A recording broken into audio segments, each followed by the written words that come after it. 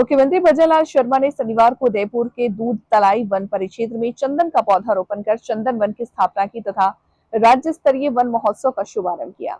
उन्होंने कहा कि राज्य सरकार प्रदेश को हरित और समृद्ध बनाने की दिशा में उल्लेखनीय कार्य कर रही है। इस अवसर पर उन्होंने चंदन पेड़ वन एवं वन उपज तथा पंच गौरव पर आधारित प्रदर्शनी का अवलोकन किया।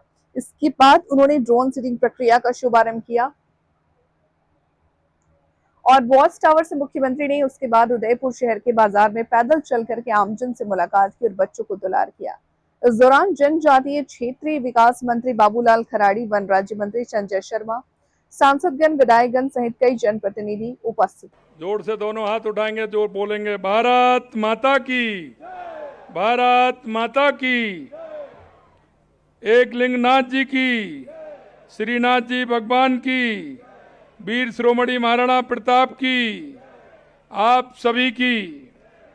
आज के इस चंदन वन राज्य स्तरीय वन महोत्सव में हमारे इस मंच पर विराजमान मंत्री माननीय जनजाति विभाग, क्षेत्रीय विकास एवं गृह रक्षा विभाग श्री बाबूलाल जी खराड़ी साहब, माननीय वन मंत्री संजय शर्मा जी, राज्यसभा के सांसद श्री चुन्नीलाल गरासिया जी, सांसद उदयपुर श्री मन्नालाल रावत जी, विधायक उदयपुर ग्रामीण श्री फूल सिंह मीणा जी, विधायक उदयपुर शहर ताराचंद जैन जी, विधायक बल्लभ नगर उदयलाल डांगी जी, विधायक सलूमर शांता अमृतालाल मीणा जी, पार्टी के हमारे जिला अध्यक्ष पुष्कर तेली जी, गजपाल राठौर जी, मोतीलाल मीणा जी और हमारे मुख्य वन संरक्षक पवन कुमार उपाध्याय जी, प्रधान मुख्य वन संरक्षक सुश्री शिखा मेहरा जी और इस कार्यक्रम में आए मेरे सभी भाई और बहनों,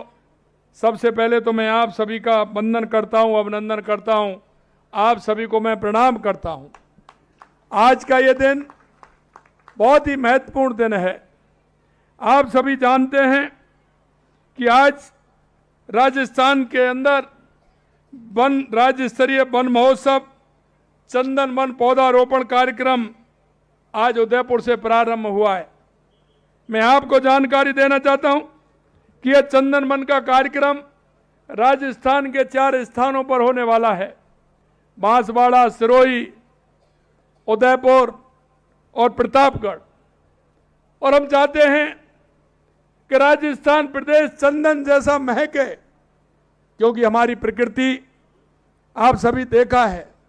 और आप उदयपुर की मैं बात करूं, उदयपुर संभाग की मैं बात करूं, तो ये क्षेत्र राजस्थान का कश्मीर है। और मैं कह सकता हूं कि राजस्थान का ये कश्मीर, यहाँ की प्रकृति, यहाँ की हरियाली, यहाँ का जलवायु निश्चित रूप से अपने आप में निराला है। प्रकृति और वन संपदा का अद्भुत वरदान मिला हुआ है। जलवायु परिवर्तन की चुनौती का सामना कर रही ये केवल पर्यावरण का प्रश्न नहीं बल्कि मानव अस्तित्व का संकट भी है। आप देख रहे हैं लगातार जिस तरह से समुद्र का बढ़ता स्तर, बढ़ती गर्मी, प्रदूषित हवा, खराब पानी, तेजी से खत्म हो रही जैव विविधता आने वाली पीढ़ियों के जीवन पर निश्चित रूप से असर डालेगा। हमें आने वाली पीढ़ी को सुरक्षित भविष्य देना है तो वृक्षारोपण और वन संरक्षण जन आंदोलन बनाना होगा। भारत की संस्कृति ने प्रकृति को सदैव पूजनीय माना है और आप सब देखते हैं कि हमारी संस्कृति के अंदर हम नदियों को भी पूजते हैं, हम पहाड़ों को भी पूजते हैं, हम वृक्षों को भी पूजते हैं। पृथ्वी को माता कहते हैं, नदियों को देवी कहते हैं, वृक्षों को हम देवतुल्य मानते हैं। हमारी संस्कृति में वृक्षों का बहुत बड़ा महत्व है। कोई भी मांगलिक कार्य होता है, पीपल, अशोक, आम, बेलपत्र जैसे वृक्षों का बहुत महत्व होता है।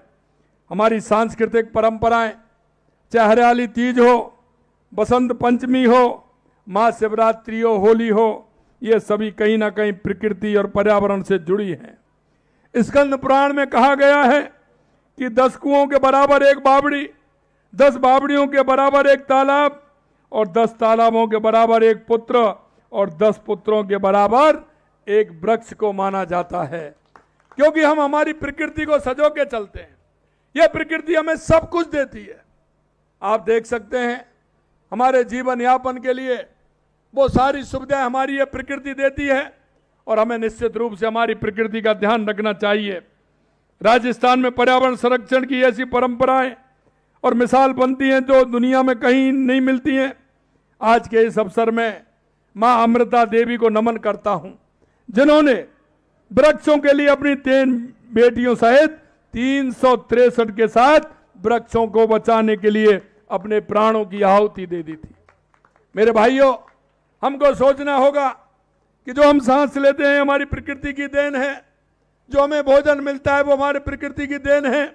और आप सभी जानते हैं कि हमारा ये शरीर भी उन 5 तत्वों से बना हुआ है जो हमारी प्रकृति में विद्यमान है। हमारा ये जीवन, हमारी ये सांसें हमारी इस प्रकृति के ऊपर होता है।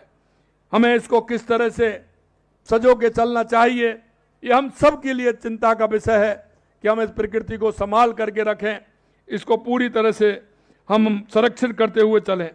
विश्व इतिहास में पर्यावरण वृक्ष संरक्षण का कोई ऐसा उदाहरण दूसरा नहीं मिलेगा जो मां अमृता देवी ने हमारे राजस्थान के अंदर दिया है। साथियों, देश के यशस्वी प्रधानमंत्री नरेंद्र मोदी जी के नेतृत्व में लगातार हरियाला राजस्थान बन रहा है। प्रकृति के संरक्षण और सम्मान में ही मानवता का कल्याण निहित है। हमेशा वो कहते हैं, हमारी परंपरा भी इसी धर्म सम्मत आचरण की प्रेरणा देती है। आपने देखा होगा 5 जून 2024 को विश्व पर्यावरण दिवस के अवसर पर देश के यशस्वी प्रधानमंत्री नरेंद्र मोदी जी ने आह्वान किया, एक पेड़ मां के नाम अभियान की शुरुआत की थी। आज वो एक जन आंदोलन बन गया है और आपके माध्यम से मैं राजस्थान की जनता को कहना चाहता हूं कि वो एक पेड़ मां के नाम अवश्य लगाएं। हमारी मां की स्मृतियों को भी सजोएं, आने वाली प्रकृति, आने वाले पीढ़ी को भी हम ये बताएं कि उनको हम फल भी दे करके जा रहे हैं, छाया भी दे करके जा रहे हैं और पर्यावरण को सुरक्षित करके भी जा रहे हैं। ये अभियान पर्यावरण के प्रति अपना दायित्व निभाने के साथ साथ महिलाओं के प्रति श्रद्धा और समर्पण के भाव को भी दर्शाने की एक अनूठी पहल है। इनके साथ ही उन्होंने नगर वन योजना, CAMPA fund, green India mission, राष्ट्रीय वन रोपण कार्यक्रम जैसे अन्य कई पहल की हैं। प्रधानमंत्री जी ने अपनी हरित पहलों के माध्यम से क्लाइमेट चेंज और ग्लोबल वार्मिंग के खिलाफ भी लड़ाई में भारत को अगुवा बनाने का काम किया है। पर्यावरण के प्रति सजग जीवन शैली मिशन लाइफ के माध्यम से प्रधानमंत्री जी ने दुनिया को संदेश दिया है कि हमारी पारंपरिक जीवन शैली ही पृथ्वी को बचाने का साधन बन सकती है।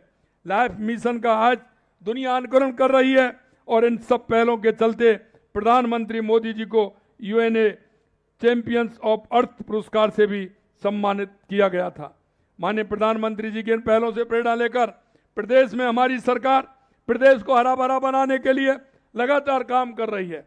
मिशन हरियाला राजस्थान के तहत आप सभी जानते हैं कि यह अभियान पर्यावरण संरक्षण, जलवायु परिवर्तन से निपटने और प्राकृतिक संसाधनों के संवर्धन को दिशा में राज्य की दीर्घकालीन रणनीति का हिस्सा बन चुका है।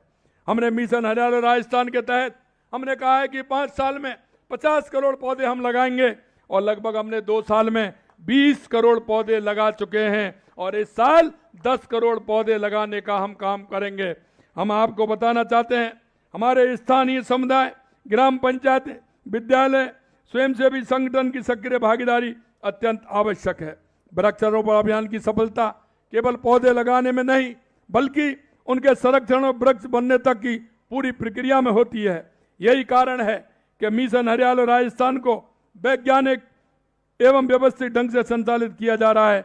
पौधों को जियो टैगिंग की जा रही है जिससे उनकी निगरानी और संरक्षण सुनिश्चित हो सके। हमने इसमें राज्य सरकार द्वारा तैयार किए गए वन मित्र, वृक्ष मित्र महत्वपूर्ण भूमिका निभा रहे हैं। राज्य के प्रत्येक जिला मुख्यालय पर नमो नर्सरी स्थापित की जा रही है।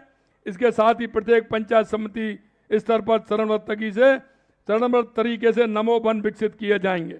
इससे ग्रामीण क्षेत्रों में हरित क्षेत्र बढ़ रहा है और स्थानीय समुदाय पर्यावरण संरक्षण दे रहा है। साथियों, आपने देखा है आज हम एक महत्वपूर्ण पहल का शुभारंभ कर रहे हैं। प्रदेश में 33 करोड़ से अधिक की लागत से चंदन वन परियोजना का प्रारंभ किया जा रहा है। इससे पर्यावरण संरक्षण के साथ साथ ग्रामीण आजीविका, जैव विविधता और हरित अर्थव्यवस्था को नई दिशा मिलेगी। इस वर्ष उदयपुर, सिरोही, बांसवाड़ा, प्रतापगढ़ में 4 चंदन वन विकसित किए जाएंगे। इसकी शुरुआत आज उदयपुर से हो रही है। मुझे विश्वास है कि आने वाले